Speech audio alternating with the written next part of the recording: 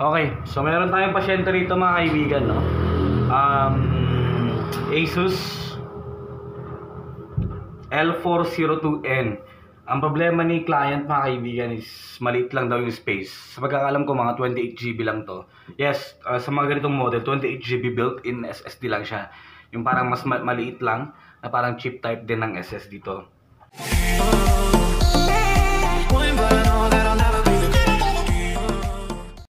So, chinek ko dito mga kaibigan, ang kagandahan.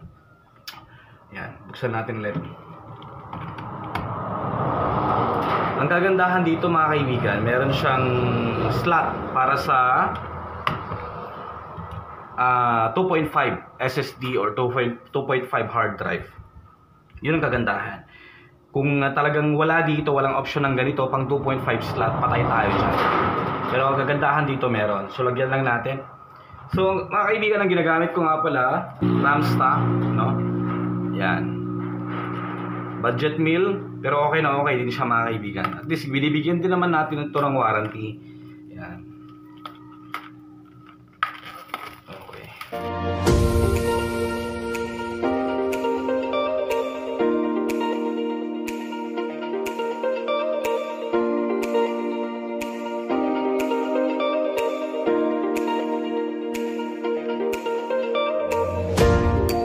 Nailagay na natin. Ramsta 256GB mga kaibigan.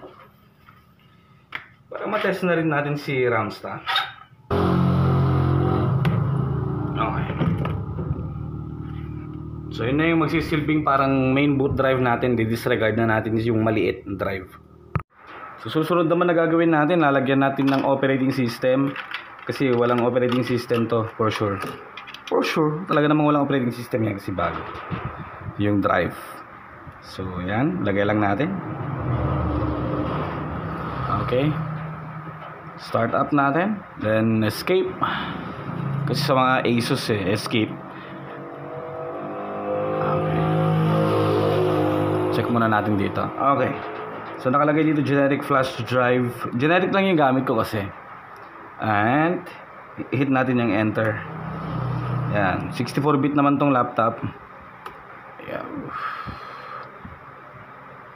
So kung paano mag-reformat, meron din akong video para dyan mga kaibigan. Check nyo na lang.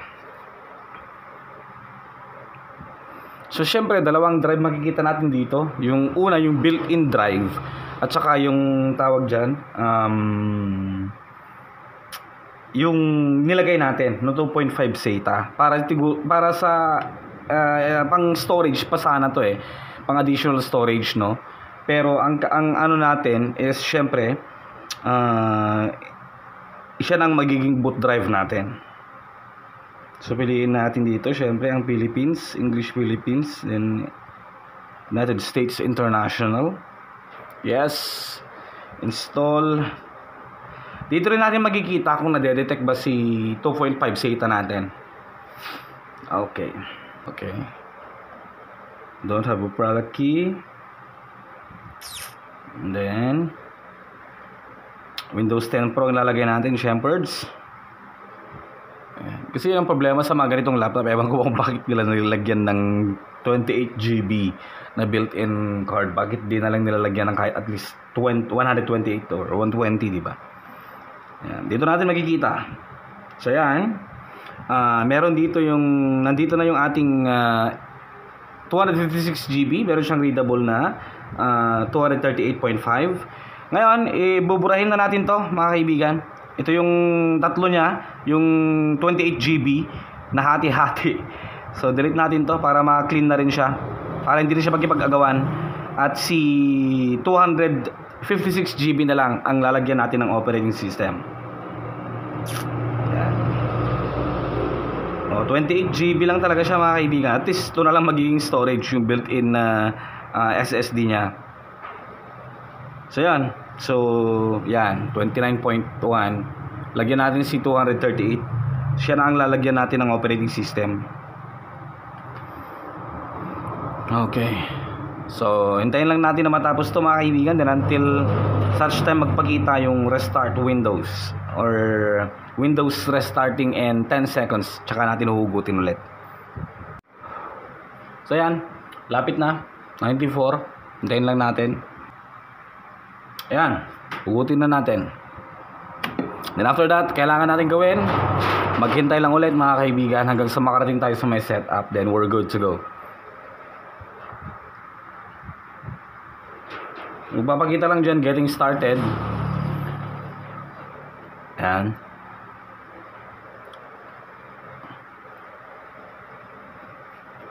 Ayan. Paikot-ikot lang yan hanggang sa magpakita yung mga kailangan nating iset, such as language, keyboard language, input language. So, username. Then after that, pagkatapos nating ma-fill outan yun, we're good to go. O nga pala mga kaibigan, sa paggawa ng bootable device, no, depende yan. Dapat meron kayong dalawang ganito. Meron na rin iba multi-boot. Sa akin ito UEFI, no? Especially sa mga medyo bago-bagong units na rin. UEFI na lahat yan, naka GPT partition scheme. At yung luma, medyo mga luma naman, legacy. So legacy boot. Okay, kung paano gumawa niyan, link will be in the description below kung paano gumawa ng bootable device. Tapos nung getting started na eksena, ito na magpapakita just a moment. Kailangan nating i-set up dito mga kaibigan, then we're good to go. Ang pagre-reformat dapat complete package yan, no? Pagkatapos nating i-reformat, syempre nakapasok na tayo sa main display. Na-install natin yung operating system, kailangan pa nating i-update ang kanyang drivers. How to update drivers, link will be in the description below. Ayan. So syempre piliin natin dito ang Philippines. Okay. Dito, United States International, syempre. Skip natin to. Then dito, ipapakonnect tayo sa internet, pero mamaya natin gagawin yan. I don't have internet. Continue with limited setup. Parang sa drivers yan mga kaibigan, pero gagawin natin yan mano-mano mamaya. Basta meron tayong stable na internet connection. Yun ang kagandahan. So yan, magre-restart talaga siya.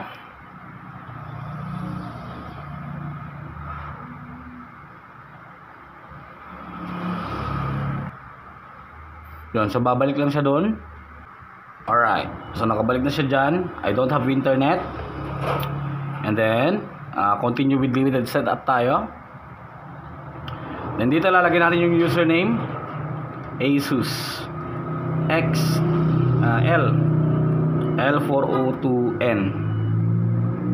Next, huwag natin lagyan ng password syempre.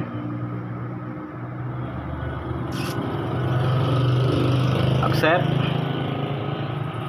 No. So dito kailangan natin hintayin. Almost done na yan mga kaibigan. Pero syempre reformat pa lang yan, hindi pa natin na-update ang drivers. Pagkatapos lahat nito, pagkatapos na lahat niyan, ang mga eksenang yan, wala tayong ibang gagawin kundi maghintay at hanggang sa ganito na yung magpapakita. Yan, so almost there. Boom! We're done mga kaibigan. Ngayon pagkatapos nito, mag-update ng drivers dito lang. Connect nyo lang sa internet mga kaibigan, no? Then punta kayo dito. Tapos Windows Update Settings. Yan. Update. Click nyo lang yan. Scan for updates. Automatic yan mag-update mga kaibigan. Windows yan. Windows Update Settings. So yan. Click nyo lang dito. Hindi ko pa kinonect sa internet. Naka-off pa yung wifi ko. Then check for updates. Automatic na mag-install ng updates. So ganun lang kasimple mga kaibigan. That's it.